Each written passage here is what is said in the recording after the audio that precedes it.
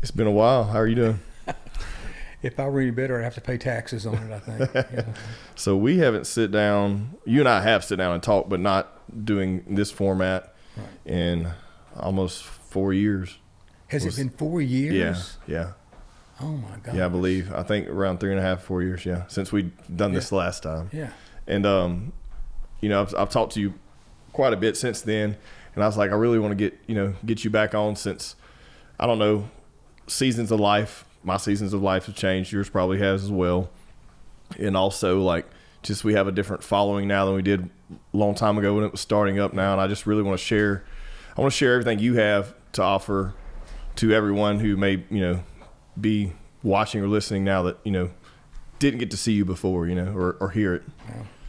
I feel like I should be interviewing you. You're the one that's been so successful. No, man. No, you but guys here are incredible.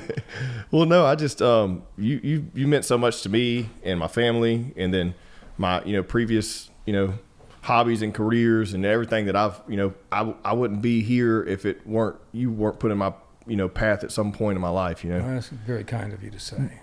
And it's the truth. But I mean, if you think about it, if you have anyone that's a mentor that means anything to you at all, they play a part in every single decision you make in your life. It's well put, yeah. And I think you're one of those people. So I'm just excited to have you here and hang out and talk.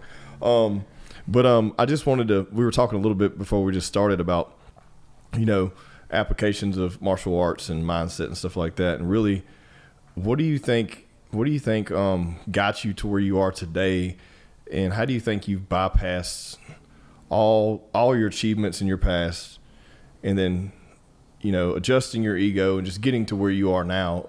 You're at peace. You're an awesome individual to hang out with. It's not like going to get in a firefight at any moment. You know what I mean? Right. I always knew in my heart that I wanted to serve. A long, long time ago, and I say a long time ago, in the 60s, I was and still am, a huge fan of the samurai warrior. And I found out that the word samurai stems from another word which means to serve, to be a servant. And I've always wanted to help people either learn to have a dream or to achieve that dream. And that sounds simple if somebody says, I want to be this or that. You say, okay, well, here's how you do it. Here's the academic background you have to have. Here's the dues you have to pay. But it's multi-layered, DJ. It's because there are battles within battles when you're trying to achieve something. For me, I overcame, because I came up in martial arts, late 50s, 60s, 70s. And there was a prejudice against Americans by the Asians, at least that I was associated with, because they thought we were a very lazy people. We were very impatient. Which we were. A lot of us were. I couldn't argue. Yeah, you couldn't argue with that. I couldn't argue with them. Yeah. But I wanted them to know I was not that. Yeah. But you don't get the opportunity if you come up traditionally. Like I came up under, masters that were 75, 80 years old when I was 16, 17, 18, 19, whatever. And you just don't talk. You answer a question, you bow first, then you answer the question, then you bow again, then you take a step back, and you exit based on their dismissal approval. And martial arts is a very class-driven lifestyle. I mean, it's almost comes across as narcissistic and grandiose, because if you're a second-degree black belt and a fifth-degree walks in, you shut up. Yeah. No matter what, if you're better than he is or she is at everything, and you can beat them to a pulp without even trying, you still honor their time in and their education. And for me to have come from being extremely, obnoxiously arrogant to use your adjective, to be at peace, you have to pay dues. Some of those dues are in the school. Some of those dues are in life. For me, one of the things that humbled me, brought me to my knees, was sitting on the front row of a church at my daughter's funeral. That broke me. Yeah. I'm sitting next to my grandson, who's 6 years old, looking at a picture of his mother and watching his head shake back and forth like he couldn't figure, and I had nothing to say. As a byproduct of that, he's 29 now. He's a nurse and planning on going to nurse practitioner school like my wife. And I just found out I'm having my first great-grandson. Congratulations. In June. Awesome. Yeah, Awesome. I'm excited. And Nikki, his wife, is phenomenal. They're both my world. And his little boy's name is going to be Strider Carroll Baker. Awesome. And so I got a namesake. I wouldn't have named my kid Carroll, but hope he has enough sense to not grow a ponytail to butch it up like I did. But I paid dues. My hands and feet have been broken. I've actually had to work my testicles back down after getting them kicked inside of me. I've had my nose broken several times. It's just, you pay the dues, and then you look back and you realize. Like I ran into a lady at a grocery store. This is many years ago. She was a little bitty lady. She tapped me on my back and I turned, and she was so short I didn't see her. I had to look down, and she wrapped her arms around my waist. And she said, "I wanted to thank you so much. My family sat down last weekend for the first time in 10 years and had supper together. My son came to you as a drug addict, and you helped him beat that. And he came in and said he wanted to eat with the family." And that meant more to her than anything. And I thought, what a simple thing to say that meant so much. And I realized at that moment, if I gave anybody anything that benefited them, there's no way I could give them what they gave me. Yeah. So I realized my whole life has been one blessing after another, most of them unearned by me. Whatever your faith is, I fall short. But I've lived my life the last 20 some odd years, 30 some odd years, the way I think my teacher would want me to have lived. He was killed in an automobile accident on September 22nd, 2019. And hopefully the way God wants me to live, and just try to be the best servant I can possibly be, putting myself second, and being very, very thankful. I'm 73 years old. I still do 2-a-days. And I've seen it. I know. I could verify this. So, I do my thing, and but I want to help. Like when you said that you consider me one of your mentors, and you've told me that before,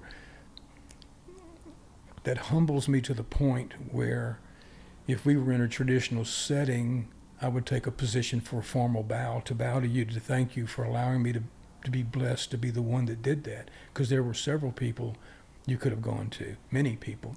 Well, for me, we just crossed paths accidentally. It's not like I sought you out for any specific reason, which Right. It's great if someone has that opportunity to do so with you, and, talk to you, and, whatever it is they're going through, if you can help, Yeah. But I just accidentally crossed paths with you, and I think, and I've spoken this to you before, but I just think I was in the right place at the right time, God willing or whatever, because just for that moment, now I still made a lot of mistakes after then, but just for that moment when we were doing a seminar or whatever have you, like I felt like it was the right day to be there, right time. Something told me to go, even though I really didn't know you that much. Only just seen you in passing and knew you were a respected individual in our martial arts world that I grew up in, and heard great things, but really never knew. And something told me to go, as a early 20s individual on a Saturday or whatever day it was, or Sunday, whatever, like that's the last thing I thought I'd be doing that day, because it didn't seem like it was actual training. It was more like mental stuff and all that. And you spoke about inviting people to do it. And so I come and did it, and I got so much out of just those 2 hours or whatever we all spent together. I think it was a small group of us. And ever since then, I just felt a connection to you, but absolutely. I think it was just the right place at the right time. You know what I mean? It was God put you in my path, whatever it was. And since then I've just always held you there. I've held you there, and I just, we speak more now than we used to then because my lifestyle was a little more hectic then, and I've become a little more of an adult these days. But I know so many people you've done that for, who grew up in that same kind of space as I did, where we're partying all the time, doing things we shouldn't be doing, training, but also not respecting each other or any other, just not living our life to what that we should have and our capabilities, But yeah, so that's kind of, I guess when I think about that, I'm just like, man, that's, I've always just put you there because it was just, it was perfect timing, Yeah. Well, it's funny that things that are supposed to happen like that are the most precious, and they last the longest because you're not pursuing it. You're just allowing it to come into you and to be part of your world. And just like you mentioned a couple of times now, the season of life. You were in the physical state. There's this mind is the physical, then the mental, and then the spiritual. Yeah. That those three things make, and you can't have two out of three. All three have to be lined up. And the physical is first. It's also the first to go. And then you'll have the intellectual aspects of being a martial artist, or even a businessman. You're in the prime right now. You're blowing up. All of your businesses are just blowing up, and it's because of your ethic, your work ethic, and your honesty, integrity. Which it took me a long while to get to those too. That was a bumpy road. Yeah. I'm not there yet, but that was definitely. I'm still trying to overcome my past mistakes, from those things. Well, you've done that, and I've told you off camera, and this more than one time, and I absolutely mean it. If I were your daddy, I would be so proud of you. Thank you. I appreciate that. Thank you. I mean, I don't want too many pats on the back today. I want this to be about you, but I appreciate it. My job is, my life is to undergird people. My life has nothing to do with Carroll Baker. It really has nothing to do with me. I mean, I've done the Tonight Show. I was a judge on the Gong Show. That was. When did the mindset shift? Because I at what point? Because it's just now starting to do that for me the past few years. At what point did you? When did it shift? Was it that at that moment in the funeral, or was it before, leading up to that, or what age do you think, or was it? I think in your 20s, you're for a guy, not a female. For a guy, we're still in our teens. So yeah, we're idiots. Yeah, we're idiots. Right. And when you get into your 30s, especially, because most martial artists back in the 60s and 70s didn't lift weights or anything. So I had, you can't tell now, but I had a really nice physique, and you kind of get full of yourself. Yeah. So I'd walk in, I wouldn't put my gi top on until everybody had a chance to see me. Okay. Yeah. And then in my 40s, what the lesson I learned back in my 60s about the samurai came to fruition for me in my 40s. I went through a divorce, had my two daughters by myself for a while, and then my ex-wife ended up with them. And I was traveling a lot. I was doing work with Disney and HBO and tour with the USO and things like that. And I'm thinking, I'm from Shreveport, Louisiana. I went to Fair Park High School, and I'm on a plane with the First Lady, or with one of my favorite students was Sinbad. He and I were touring at the time. And Sheryl Crow was a real popular female vocalist at that time. Probably may still be, I don't know. But we were on the Autobahn doing 150 miles an hour trying to get someplace, and no one was allowed on the Autobahn but us. And I'm thinking, that wasn't for me, it was for the First Family, of course. But how did I get to be a part of this? And I can't tell you. I don't know how. It's like I just mentioned, it was supposed to happen. Yeah. It had nothing to do with me. Did I train? Yes. Was my technique correct? Yes. I had beautiful kicks. I was in great shape. Everything right. I ate right. Everything was correct. I had my meditation time. I had my prayer time. Everything was lined up. But it doesn't matter.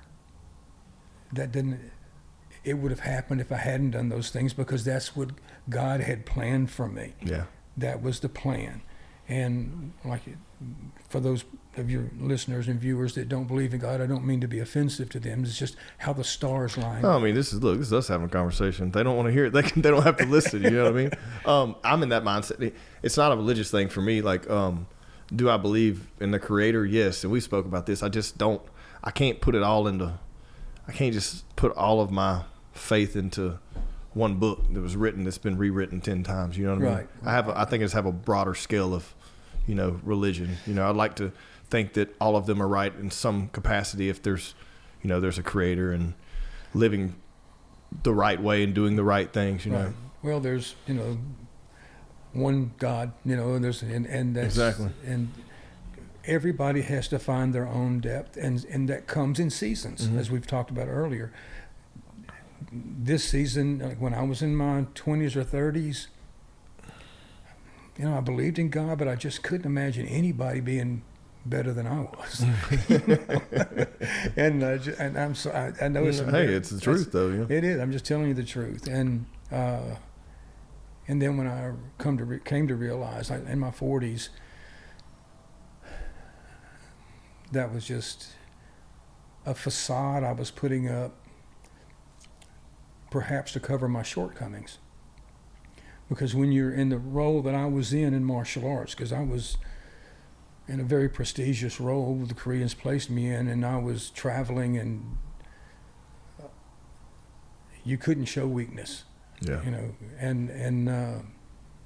But you have them.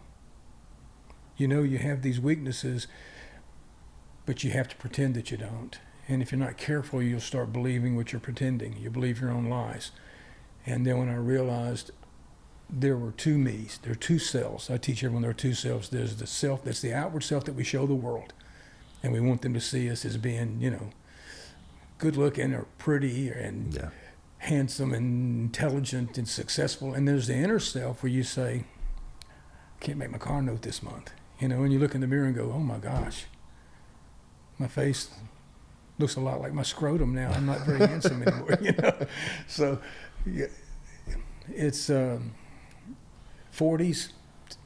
I gave you the long-winded version. In my 40s, I realized, because I had gotten out of a really bad, it wasn't a volatile marriage, it just, there was no love there. And so I'd find reasons to stay at my school at night and just do private lessons until I wanted to go home and go to bed. And watching my daughter, my daughter well, watch her company blow up. She has 3 shows in March. Yeah. And then 1 or 2 in April. She's just blowing up everywhere with AKA. So she's kept me grounded to a degree. My wife, Lisa, she's got 3 masters and a doctorate, and she keeps me grounded a lot. Like I talked about earlier, as men, we don't really ever grow up. I'm 73. I'm still waiting to find out who I want to be when I grow up. Yeah. But you seem to be in the right season. You're closing in on your 40s. Yeah, I'm 35. Yes, yeah, we're getting close. Around 38. Man, gosh, sounds crazy to say out loud. I know, because you're middle age. God, yeah, holy shit, yeah. You're middle age, God. But for me, I noticed changes around 38 to where they were paying dividends. Gotcha. Right? And my school was making money, right. Or I was doing things. But at 40 is when, 41, 42, that's when I started, how did I get on a helicopter with a 50 millimeter or whatever it is, machine gun, no door. I'm looking, I got a guy from the State Department sitting beside me, vomiting in his helmet. Sinbad and Kristen Wallace away like he's on a roller coaster, raising his hands, and we're snaking through the jungles, over this river doing 110 knots, and he was showing us where the ethnic cleansing was, and that sounds like ethnic cleansing. That means where they selectively chose a home and they decided who they were going to kill and who they were going to rape. And I'll never forget it. The homes, none of them had a fence, and they all looked about the same. They looked to be about 2,000 or 3,000 square feet, just a square box, 2-story. But I remember there was a swing set, and the pilot had just told us over our headsets, one house they'll go in and they will kill all the males, regardless of age. If it's an infant, they still kill it. The next house, they make the males watch while they rape the females. And I looked, as soon as he said that, I looked to the side, and there was one swing. There was no wind unless the helicopter was presenting, but there was just one swing just going back and forth, kind of teetering back and forth, side to side as well.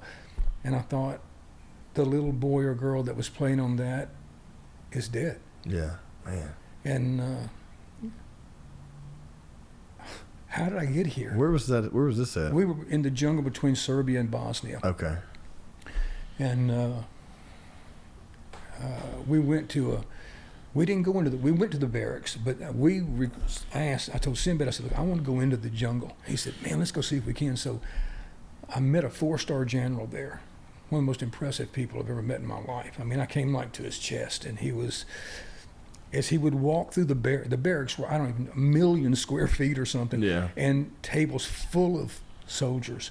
And as he walks through, he would say, Tom, how's your aunt? Did she ever get that thing fixed on her foot? Margaret, I saw the other day when you got a package from your mother. Is she feeling? I mean, he knew their names and their stories. And we came up, and I'm talking not 5 or 6 times. I'm talking 30, 40, 50 times as I'm walking through, because he personally escorted me through the barracks because of my martial arts background. And so we requested, he said, yeah, you want to go out? He said, get him a helmet, get him a flak jacket. So we got on I can't remember what they called it. It was an Apache warship or something like that. Yeah. And so we got on this helicopter and we just take off. And of course the pilot's trying to make us sick. Every pilot does that. It got the guy from the State Department, it got him pretty good. And but I'm sitting there just looking out, and it looks like I could almost reach down and scoop up a handful of water over this river. And I don't know how that happened. How did I get on the Gong Show? It was a stupid show. And the most bizarre person I've ever met in my life was Chuck Barris, the guy that, if you ever look him up, he created 2 or 3 game shows. So he was very successful. He claimed to be a CIA operative, but he was bizarre. Man, pull him up one day and watch. He can't stop fidgeting. He does his hair, and he goes, I'm going to tell you boys something. And he'd walk out of the room. Now, when we go on stage, when I say action, I want you doing this. And you're going to be the Karate King, and I want you to do a spinning hook kick and hit that dome. And it's like I needed a Valium just because he wore me out. Yeah. Of course, I've never had a Valium. I don't know what they do, but I've just heard it. But I don't know how I got there. How did all of a sudden I get a call, hey, you're going to do a skit with Jay Leno tonight with Sinbad.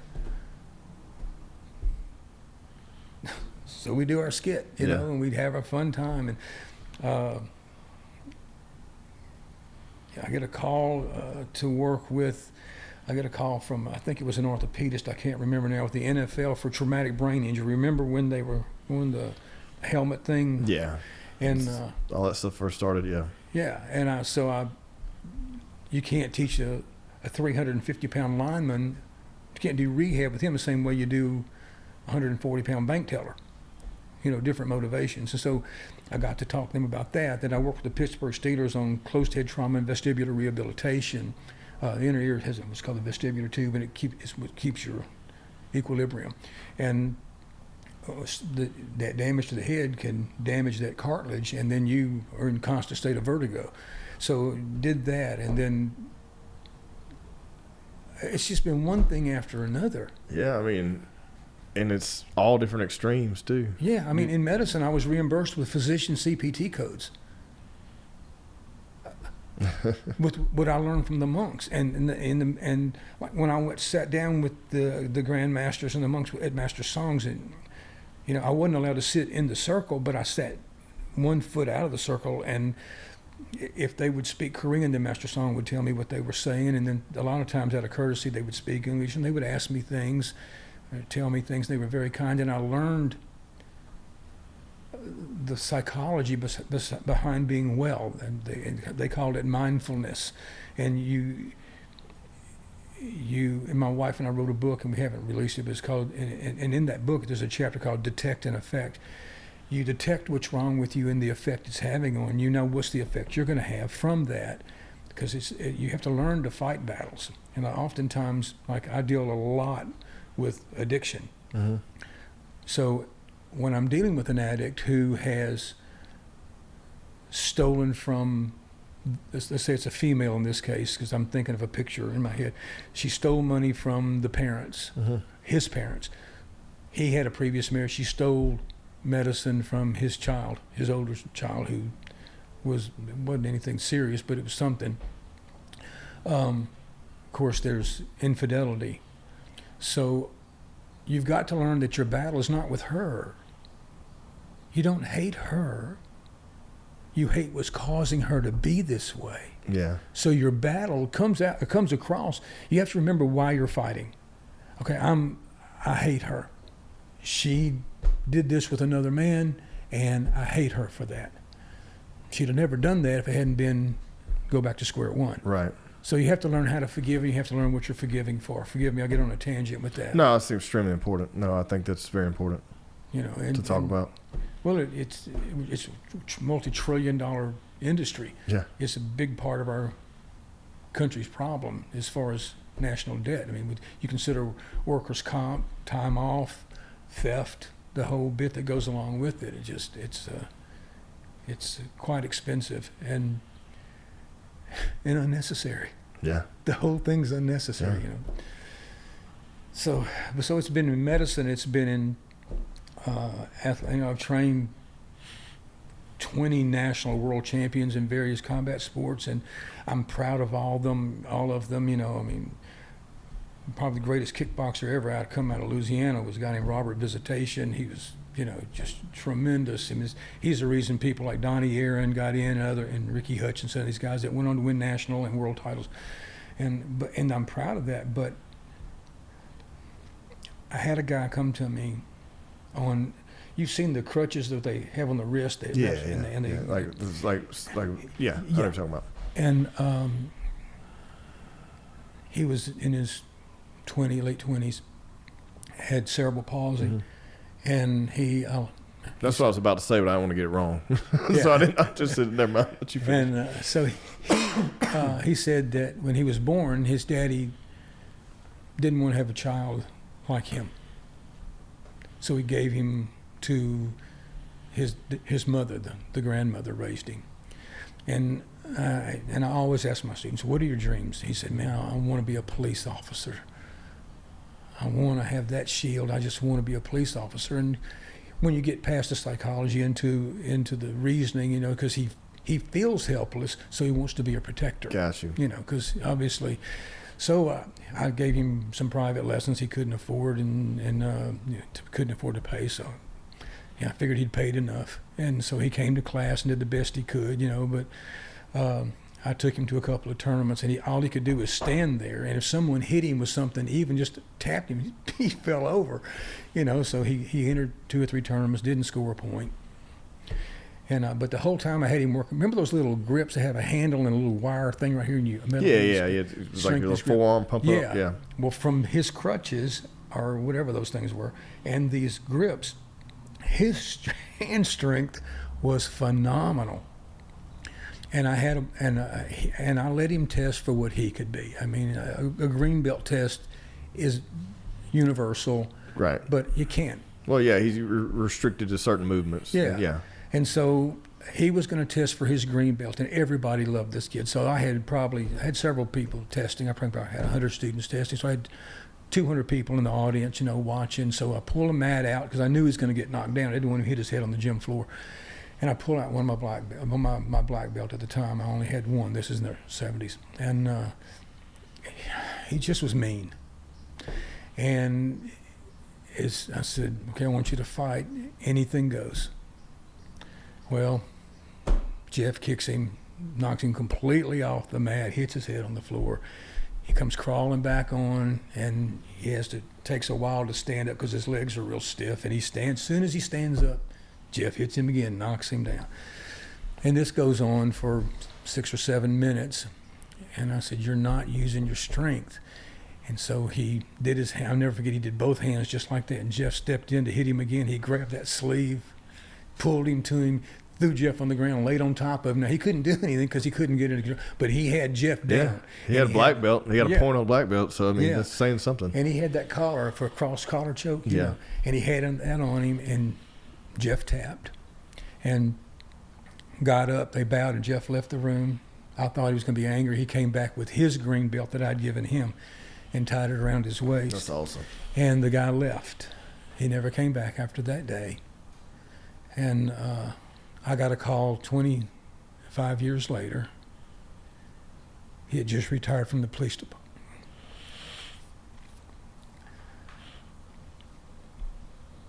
From the police department. He was a dispatcher, but he got his shield. That means more to me than any world title. Yeah, that's pretty awesome. That's pretty awesome, man. Whew. I knew this was going to happen today. Oh, yeah. No, that's you can't put that into words. No.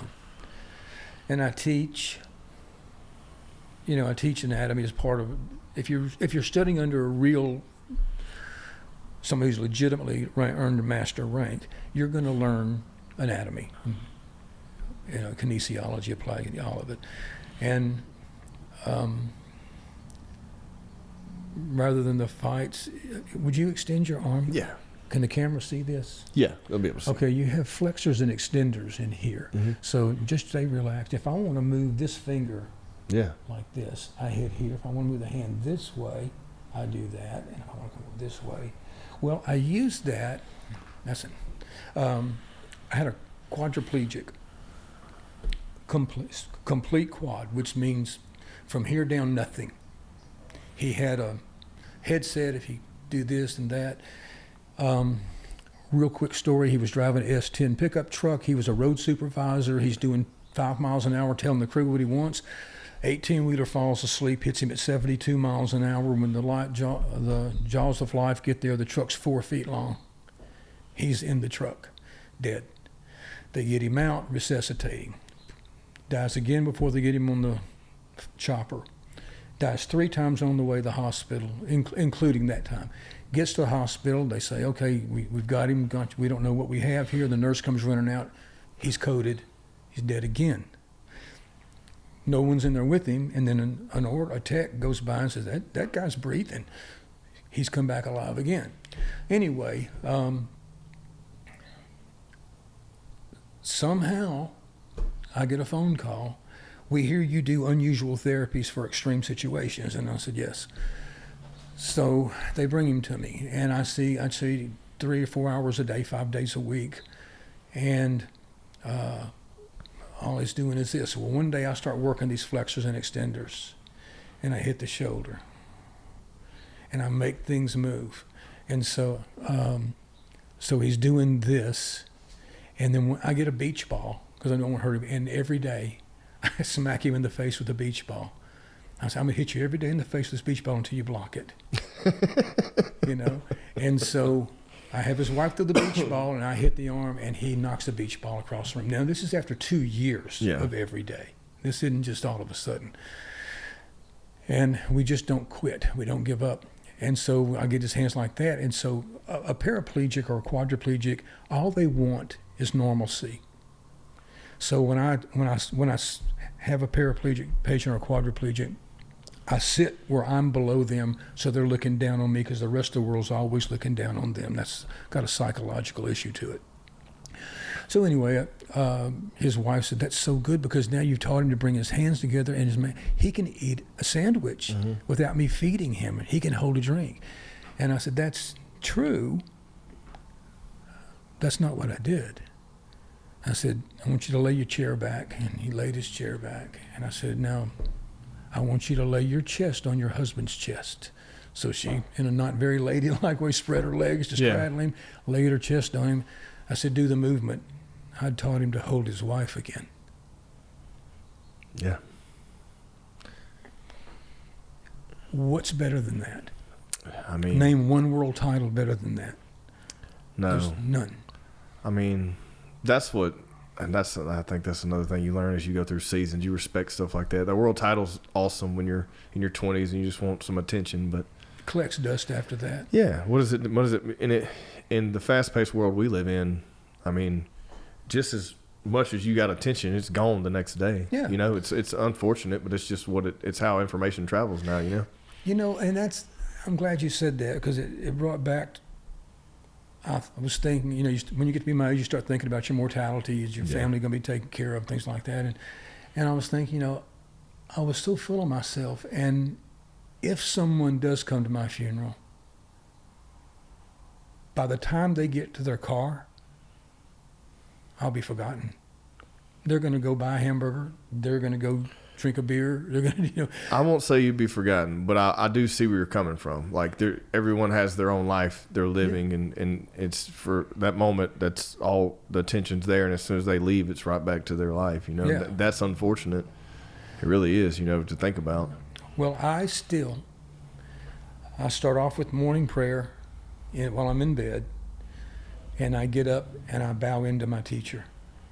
He's been dead 6 years. But his spirit will not die as long as I bow into him. And that's the reason I don't go to schools anymore, DJ. I mean, I know it's going to come across arrogantly. I truly don't mean it with any arrogance. I mean it with respect and appreciation. But when you've earned, it took me 54 years to get the rank I got. And I've been studying martial arts. If I make it to June, I've got 66 years in. And I've earned certain things. I've paid dues. I've done my kicks on broken glass. I've worked out with just my underwear on in the snow because the Koreans told me to. Yeah. I've done knuckle push-ups in broken glass. I've conditioned my shin on trees. All those things that you see in the movie, I did it. And when I walk in school and everybody goes, "Hey, how you doing?" It's disrespectful. And it's not disrespectful to me. No, I get it. It's to my teacher. Right, understand. That's like saying my teacher's commonplace, and my teacher has forgotten more than everybody in our circle will ever know combined. And you want to grapple? Step up. Yeah. Because I'm telling you, he had it. And so I just don't go because I'm not going to compromise my standards and my beliefs. And I'm not going to have my teacher disrespected. If somebody wants to someone wants to see me that's a martial artist, I'll meet with them outside if they're having problems, or if they're sad or scared or trying to make a life decision, I'll visit with them, but it's going to be on those terms. And if you don't want to play by those rules, that's okay. Yeah. I understand. But it's been, rather than an elevating progress in martial arts, it's been a cascading decline in some areas. Now, athleticism, guys today are phenomenal. Yeah, of course. I mean, you can't. Guys that were world champions back in '65 wouldn't even be known. I mean, they would get squashed by everybody today. Is the technique as good today? Nah. Now, some of the grappling is, but kicking, very few. There are some, but very few. But the history has gone to the wayside. I mean, I was talking to a jiu-jitsu teacher 6-8 months ago, and I said, well, he said, well, you know, the jiu-jitsu means, like judo, it means the gentle way. I said, I know the terms. And I said, but when did that term come into play? He goes, it's always just been jiu-jitsu. I said, no. In 1532 is when jiu-jitsu became a word. Jiu-jitsu became a word then. And I was talking to a guy from Hawaii or the West Coast that's a Muay Thai teacher. And I said, when did Muay Thai go from the sand pits, because it was originally in sand pits, into the boxing ring? He goes, I don't know, it just kind of transitioned into that. I said, no, it was 1926. President Rama VII saw a Western boxing match and wanted to take it out of the sand pits. You've got to learn your history. You got to learn your culture and your philosophy. People that study Shotokan don't even realize the beautiful story behind Shotokan with Gichin Funakoshi Sensei. It's a beautiful, wonderful story, and it's comical almost in some areas. and then the healing. There's got to be yin and yang. If you can hurt someone, if you know how to hurt them, you need to know how to heal them. Yes. Yeah. And that's long forgotten. Long forgotten. It has been, I don't know, it probably was teetering on that when you got into it. Luckily you were with the, traditional. Yeah, nobody was doing it. And like, if you, like, they didn't know how, if you ask them, what does a rhomboid major, rhomboid minor do? What's a paraspinal? They can't tell you. So if you say, oh, my back's so stiff, well, there are things you can do manipulatively to the thoracic spine, for example, and then manual trigger points and myofascial release to various muscle groups, and they're not being taught. So it's turned into just a physical lifestyle. And Master Song used to always say, a monkey can fight. Not impressed if you can fight. Yeah. So, and I think fight has got to be part of it. And if you walk around and you say you're a black belt and you can't fight, I hear people say, oh, well, he can't fight, but he's got really good technique. Or I hear people say, man, he can really fight, but his technique sucks. And everybody's got this master so-and-so's house, a discipliner, master so-and-so's house, the champions, or master so-and-so's. And it's in the 70s, everybody was a black belt. Yeah. By the 90s, everybody was a master. Now everybody's getting to be grandmaster. And there was one grandmaster in the organization, and it took that was the main guy. And Master Song, the way I was taught by the Koreans, it takes a generation to become a grandmaster. A generation translates into 50 years. You have to have, I don't care how good you are, you haven't paid the dues. Yeah, that's something that, you may can beat everyone in the room, but you still have to live a life based on that, on your learnings and teachings. I assume, I just know that from you telling me, but sorry to cut you off. No, you didn't cut me off. And I had this conversation with a friend of ours, both of us, and Wayne Knutson. Wayne would destroy his teachers. Would he do it? Nope. He would not. And you have a few people like him that are very traditional. And that's just that. That one. There's a couple things there. One, it's you have to let go of the ego, which is extremely hard to do, especially when you're in combat sports, or martial arts, because it is extremely egotistical, especially at a younger age. But I think it's another thing if you're conditioned in the right place and you're in it long enough, then you develop a respect that you can't replicate anywhere else. Well, you get out there. I was 19 years old. I was 165 pounds, probably maybe 6.2% body fat, shredded. And I was on the mat with a guy who was a senior at LSU, a wrestler, 126 pounds. Tore me up. Yeah. My judo meant nothing. Yeah. He hit me with a single leg and spun me, and I couldn't get away from him. It's the equalizer, man. Yeah, it is the equalizer. For 3 minutes we do this. So I get up and I'm thinking, well, I'm in good shape. I got this, and I approach him again. Takes me down again. So I got humbled that day. I was in my early 20s, and I was a pretty arrogant guy, and he just tied me up. And so you leave your SMA, some of the others you'll see, leave your ego at the door on a sign over the door, and because if not, you're just gonna get pissed off. and embarrassed because I don't care how good you are, especially at the level of when you have people who are training the best in the world. You have people who are training at that gym and other gyms across the nation that these elite athletes are doing this for a living. They train there. Yeah. That this is no game. This is their life. This is their livelihood. It's how they feed their family. It's that's how they make their money. It's you're not gonna. It's not gonna be just for a belt. It's not just for a showcase. It's it's something they live by. So there's always gonna be someone that can kick your ass. Yeah. And if you're not training with people that can beat you, you're not trying to win. Yeah, and that's something I never had a problem with. I got my ass kicked all the time, man. God, we got our ass kicked. Man, the gym, where I met you, oh my God, man, it was just, but it was great, I think. And I might have said this before, I don't know I might have told you, I may have said this on the show, I don't know, but there'd be times where I would lie, and I feel like if he hears this or sees this, he knows this because he knows it's Donnie. I tell Donnie, man, I got to go to work. I don't want to spar today. It's because I knew how to spar somebody that I didn't want to spar, and I would leave. And I just got into it, man. I'd only been into it 6 or 8 months. It's not like I had a tradition. Traditional bring up in martial arts. Right. I saw the gym and I was like, I want to do this, and I just walked in with no background as far as martial arts. And there'd be days when I had to spar someone like Chad Leonhardt or someone, and I would lie and tell Donnie I had it because I was in the oil field. A lot of times I would get called out of work, but I'd say, man, I got to go. I can't spar today. I'd leave early and shit.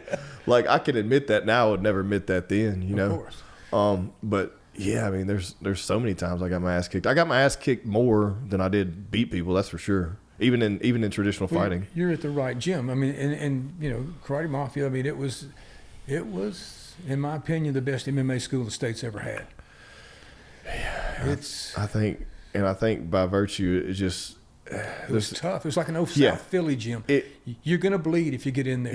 If you're here to bullshit, or they tried to do some bullshit women's cardio kickboxing class, but that shit didn't work. No. There wasn't no intro to boxing, which there's places and times for that.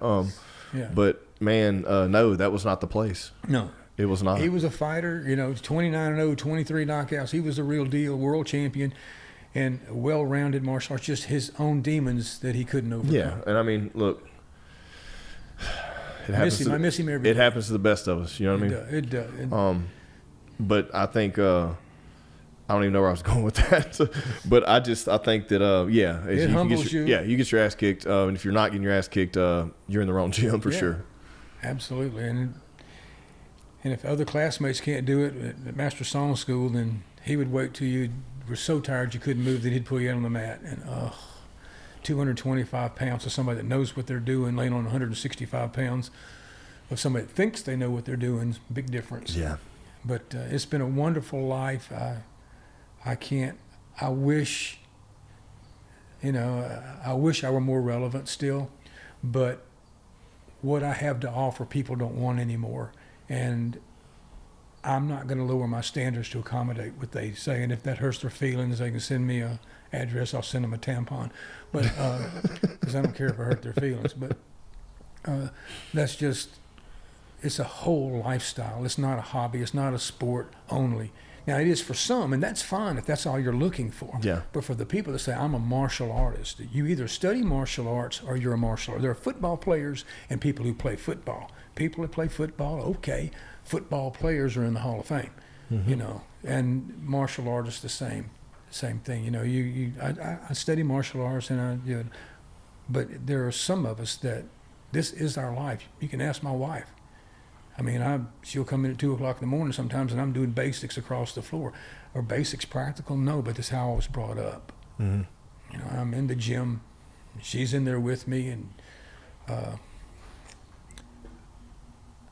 I just wish everybody would give that side of martial arts a chance. Because if they are championship-level athletes... Well, you see some of that now. You see that in Alex Bajeda, the guys who are phenomenal champions who have a background that respect their culture, their heritage, and the art. Whatever the art may be, whether it's jiu-jitsu, kickboxing, Muay Thai, Tae Kwon Do. You do see that in some champions, which is nice to see. That's so good to see. It's nice to see. Yuri Prohaska, I don't know what his current rank is. Josh stepped out, so I can't. He's using my Google Master. But, you see that, in people like that who are just dominating the sport. They're traditional practitioners of some martial art, but they're also champions. Right. Now that's rare, and we've seen a lot that haven't been that way, where it's just like, hey, this is a tough son of a bitch. And, they don't have any background in those traditions where they're either praying to this or bowing to that, whatever it may be, that a strict regimen that they follow that's spiritual and physical. Well, and those people that are that way, I bow humbly to them, even though they can't see me, and I honor them and respect them for what they're doing, because it is a dying lifestyle, and it's most definitely so. What do you think? Back on the subject I was going to ask you a minute ago, anyways. You've pretty much traveled the world here recently, in the past 5-6 years, with having privilege of working with UFC fighters that we know locally and worked together with. Like, what have you seen? Have you seen anything that makes you feel hope for the sport? Like, have you met people in passing that, you know, that still may have some traditions and innovations that you respect? Yeah, believe it or not, I see it in the desire of the promoters. Okay. Like with Dana White, he wants you to be a tough son of gun, and he wants you to be all this stuff, but he wants you to be true to yourself. He wants you to be the best you can be, and that's just, he didn't say that to me. That's just in passing, hearing him talk. My daughter, she wants every fighter's dream to come true. Yeah. And they can't, because part of that dream is beating the other Yeah, guy. well, someone's got to lose. Someone's got to lose, yeah. But as far as holding true to form, Dustin Poirier comes to mind. I love Dustin, man. He's getting ready for his retirement fight. I'm going. I just don't know. As soon as they announce it, I'm going for sure. It's the third fight between them, right? He's fighting. Did they make an Hawaii. announcement? Did they make that announcement? He's fighting. The, Gosh, Hall of Famer for sure. Dude, I'm literally. I can see him walking with his son on the beach. I'm pulling a blank right now. Holy shit! Why? If Josh was here, he'd look this up. Anyways, I'll think of it in a second. I know he's fighting. He's fighting. He too, the guy that's fighting Poirier, is that way. Yeah. So there's no loser in it. Well, that's what Poirier said. He said only legends. Like, he had a couple fight offers for this last fight. And he said, I'm only fighting legends. And people were like, well, they're talking shit. But I'm like, look, man, to him, look at his record and look at theirs. You know, these up and coming guys that are great fighters, they want that fight. Why not? I want to fight. I want to beat Poirier on his last one, or lose to Poirier on his last one. Right. If you can say you beat him, even though he was past his prime. Right. But yeah, he's one of those guys, man. And I've known him, which I say known. I mean, he trained with us a long time ago. Right. But that's when it was a drop in the pond. You know, I haven't seen him since then, but I followed his entire career, and I respect him. And man, I mean, he come from nothing. You know, from the. Well, Daniel Cormier, even though his background is wrestling, I mean, he's an honorable man. Love that guy. They represent the MMA world with integrity and dignity and honor. They call him the Dragon. He's a commentator. The Dragon. What is his name? He never won a title. He's a commentator. He's a commentator for UFC. You got Bisping. You have Bisping's another one. Bisping. You have. Oh man, I'm drawing a blank on all this stuff right now. This is not the time to be fact checking. Man, I can't think of it. But and then you have Dominic Cruz, who seems to be a traditional and honorable young man. These people. There's a lot of them. They're champions. Yeah, so there's hope for the sport. I'll tell you who was nice to meet. I know you got a chance to meet him. Was Matt Hughes. That was cool to meet him. Unfortunate what he's been through, but it was cool to meet someone who had achieved all those things and be right here next to you. You know, hanging out. Very, very. We visited, for a while, and he's. It just broke my heart for the accident. And I know. Some of the people have said some derogatory things about. Guess you couldn't beat the train. That guy that got knocked out in 2 seconds with a flying knee. That clown. That was disrespectful. That wasn't necessary. But there are the guys that are now starting to step to the side, maybe fighting their last 1 or 2 fights, or maybe they've already fought the last fight. Those guys are I think the hope. They're going to be the standard for these these young guys coming up. And I've seen some guys that their kicks are really good, and I've seen some others I wish they'd come. Let me work with them on their kicks, but their grappling's outstanding, and I just wish they would have the time and the desire to do it all at the highest level. But besides that, learn the history, learn the culture, learn the philosophy, know who paved the way for you to be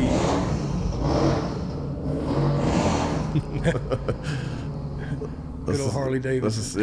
There you go. That's the sound of pure ego right there. Yeah. But if they would just give the entire lifestyle an opportunity, I think it would benefit them. But also, I think they could pay that forward, because some guys can fight, but they just can't pay it forward. They can't quite teach the way they can fight, and other guys can teach really well and they can't fight real well.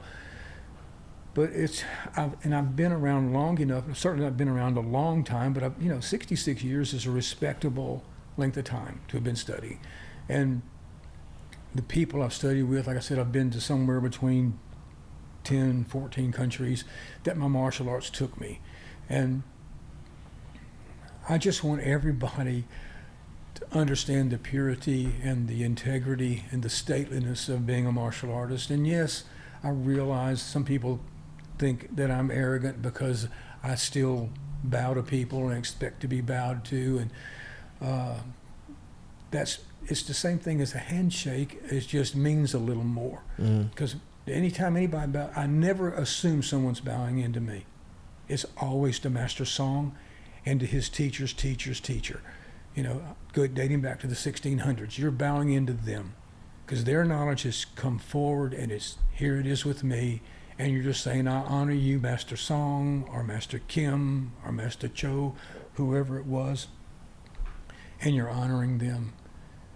But the commonality that it used to be, the martial arts and the black belt echelon was very exclusive. Now it's about as common as the white pages, And yeah, and it saddens me, because it saddens me for the people who are no longer with us, that paid such strenuous dues to bring it to a level. And it bothers me because the people that are not showing that respect, they're missing out, because they don't realize what you plant is what you're going to grow. So if you're going to plant disrespect, you're going to be disrespected. And beating somebody up, still not going to get their respect. They might fear you, or they might say, okay, I'm scared of you now, but guess what? I got a 357. I have no problems. Yeah. So, you just, it's about more than, Harai Goshi or a shin kick, or Thai kick, or a left hook, or Kimura. It's about everything. Those are the visual aids. They're the tools to make you have the depth that martial arts is supposed to be. And when I say supposed to be, I don't mean to sound that opinionated. The way I was taught, it was supposed to be. And I stay to myself. I don't go to schools. I'm not going to do that if they're not going to honor what I come from. And I know who I was in my prime.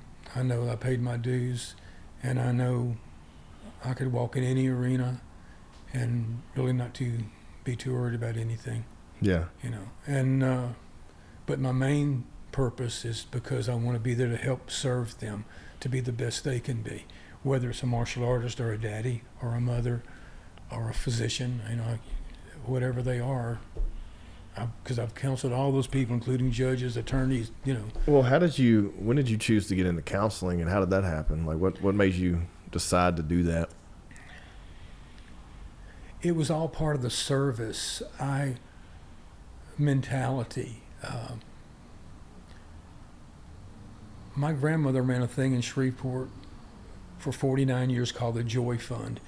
And every year between Thanksgiving and Christmas here in Shreveport, we would load up her next door neighbor's pickup truck, and we would feed 10,000 families in the area, turkeys, hams, whatever. My grandmother, there used to be a store called Piggly Wiggly. Yeah. And my grandma would go in there and she would say, any damaged canned goods, I'll take them.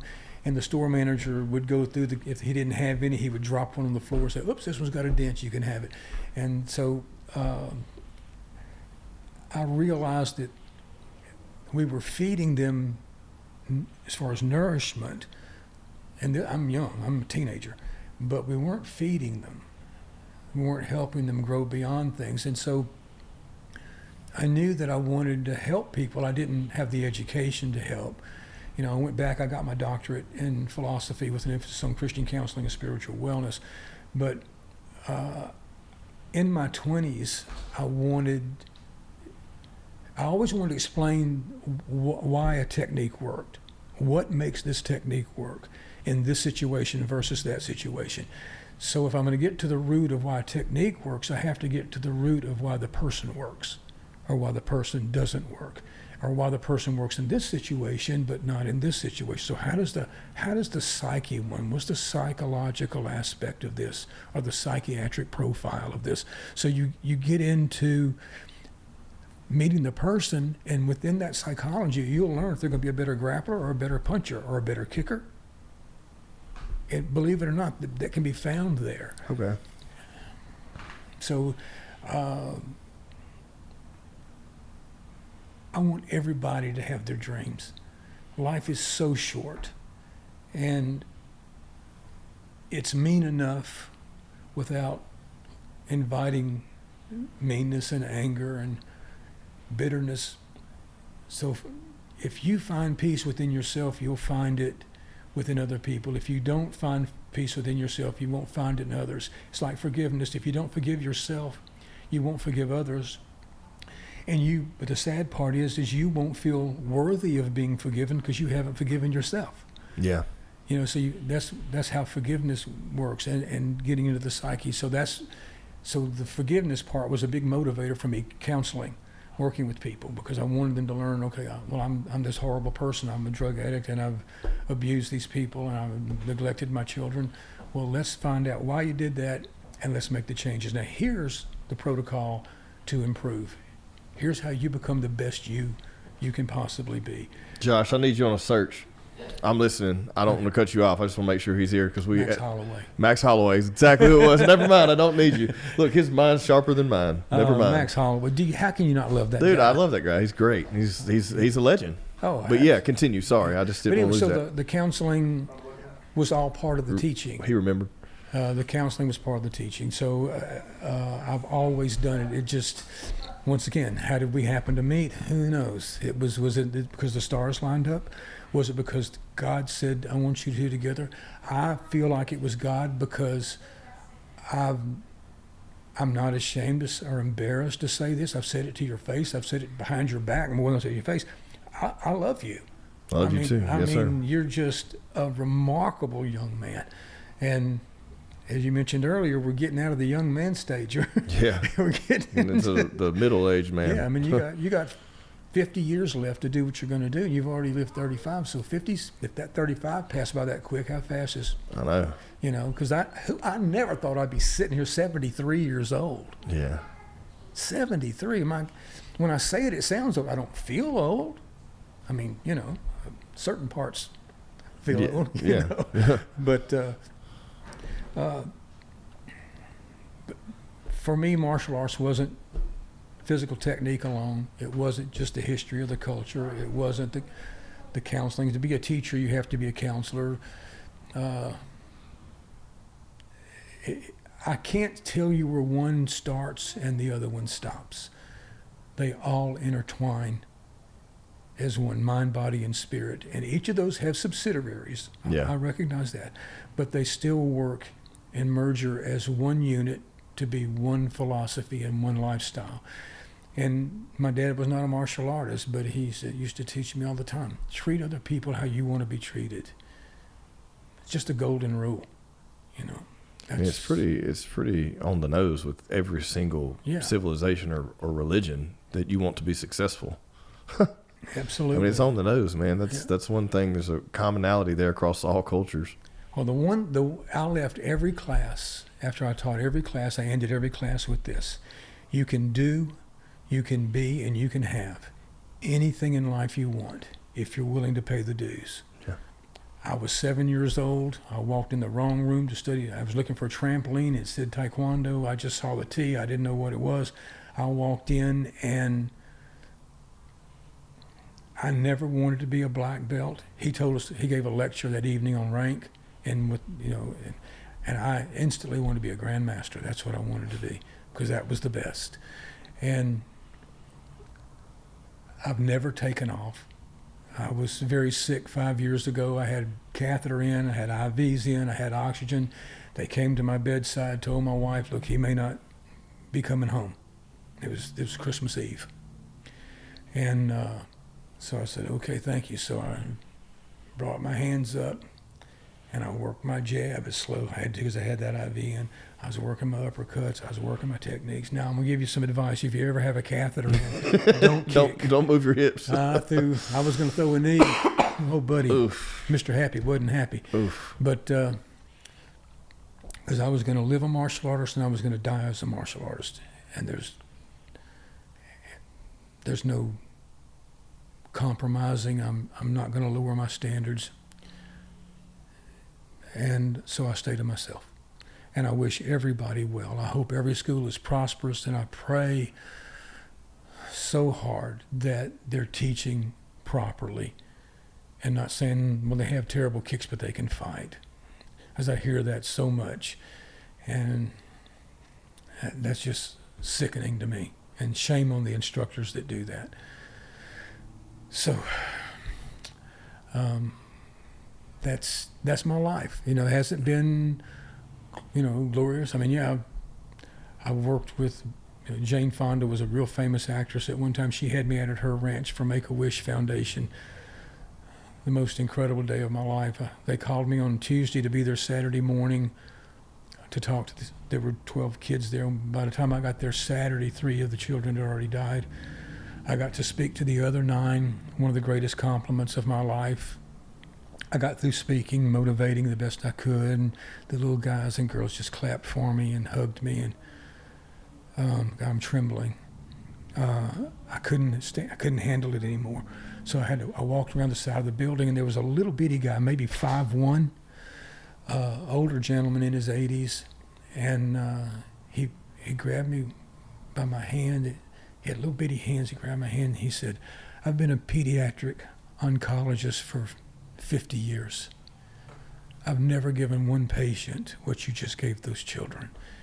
And when he said that, I was done. I was on my knees, had my head in my hands. I had snot and tears. Yeah. And so, if you had to put words on that, what would you think? What do you think he was saying you gave them? Do you think it was hope? Do you think it was reassurance? What do you think it was? They knew they were dying. Right. Which is horrible to think of at that age, anyways, to have to come to terms with that. 7 years old, knowing. And you've known, it's coming. It's not like it's a surprise. They were having Christmas there because it was in August because they weren't going to be here for Christmas. Yeah. What I told them was, death is the beginning of a new opportunity where there is no sickness. When you lay your head in your pillow at night and your mom and dad are asleep and you're not, and you're afraid, don't be afraid. And when you watch TV and you see Superman or Spider-Man or the Hulk, all these superheroes, they're absolutely nothing compared to you. You're the real superhero. And then I walked around the corner. I'm sorry, I'm trembling remembering that. Hey, no, it's... I'm just a servant, DJ. I'm nothing more. If you need your trash can emptied, I'll empty it.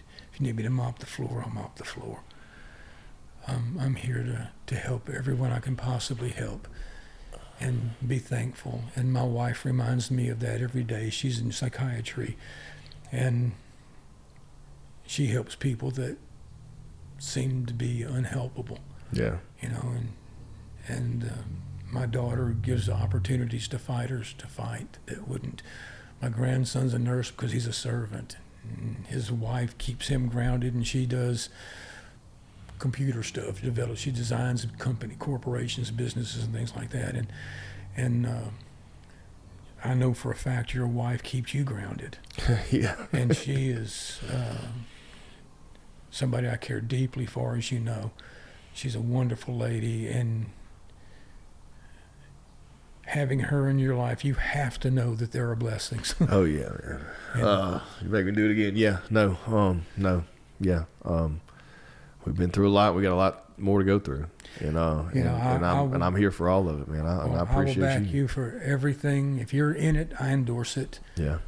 If I know my name doesn't mean anything anymore, but if my name ever meant anything that would benefit you, it's carte blanche. It's yours openly. No, I promise you, this is going to impact some people. I promise you. Well, People needed to hear it. I needed to hear it. Man, it's just there's things that go unsaid, and there's decisions that get made, and there's things that don't ever get talked about that I think should be published every single day. You know, from the smallest task, or something being overcome to the large, monumentous things. Well, when I get where I can get financially where I want to be, I'm gonna turn my book over to you and let you market it. Oh man, and I don't know if I can handle that pressure. But DJ, if there is one person listening that maybe they thought they were less than, or they thought they couldn't beat their addiction because it was too big, or if they're afraid of something, I would encourage them to reach out to you, contact you, and if you and I can tag team them and make their life better, then I would do everything I can to do that for them. Because as a daddy who's buried a child, I don't care how old you are, it never goes away. Yeah. And I knew I would never forget her smile, the way she laughed, the shape of her fingers, the texture of her hair, and it always smelled the same way, like fresh flowers. And one day I realized I can't remember her voice anymore. Mm. Yeah. It's tough. So anybody out there, if you're thinking about your life not being important, you're so important that God made you. And if you're thinking about not being here anymore, find out how to reach this podcast. You won't be alone. We'll wrap it right there. Thank you so much. very much for having me. I love you. I respect you and I love you. I love you too.